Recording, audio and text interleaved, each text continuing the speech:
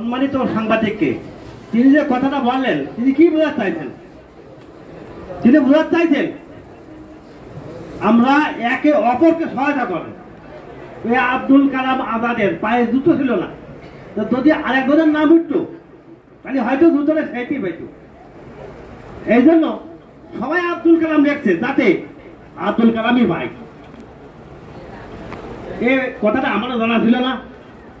আমি আবারও সম্মানিত সাংবাদিককে ধন্যবাদ জানাই এইরকম একটা অনুষ্ঠানে এত সুন্দর একটা কথা বলার জন্য। এখন বাংলাদেশের গাছ, বাংলাদেশের ফিরান, এই প্রসঙ্গে কথা বলবেন এই এলাকার কৃতি সন্তান, যিনি দীর্ঘদিন ধরে শিক্ষাখাতা আলো ছড়াচ্ছেন বা ছড়িয়েছেন, আমার শ্রদ্ধেয় শিক্ষক জনাব আতাউর রহমান স্যার। আমি স্যারকে কিছু বলার জন্য বিশেষভাবে অনুরোধ করছি।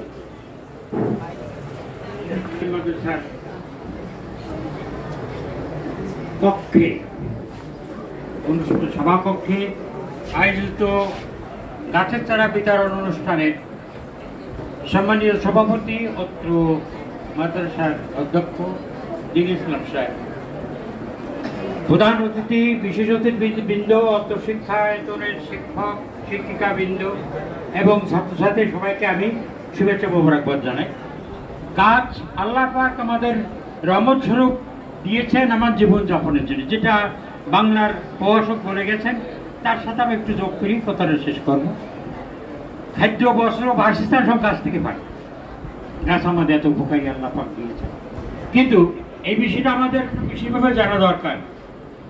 রোগী যখন হাসপাতালে যায়, যদি অক্সিজেনের দরকার হয় তার বেঁচে রাখার জন্য অনেক টাকার অক্সিজেন লাগে, কিন্তু আমরা দৈনন্দিন এই অক্সিজেন গ্রহণ করছি, একটি পয়সাও লাগে না।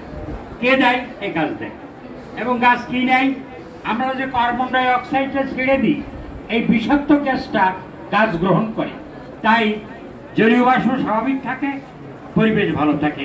এবারে আমরা অনেকেই দেখেছি যে তাপমাত্রা অনেক বেশি, মরুভূমির তাপমাত্রা আমরা উপনীত হয়ে গেছিলাম, প্রচন্ড গরম।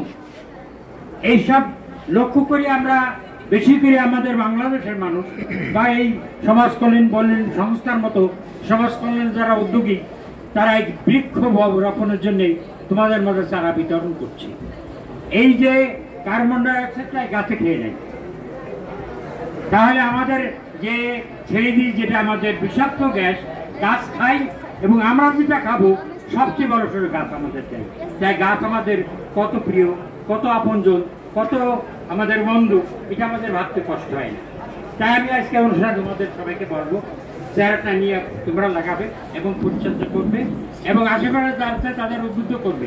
এভাবেও আরো গাছগাছাড়া লাগিয়ে আমরা আমাদের এই পরিবেশকে ভালো রাখবো। এই প্রত্যাশা থেকে সবাইকে ধন্যবাদ জানাচ্ছি। আল্লাহ হাফেজ, সবাইকে ধন্যবাদ।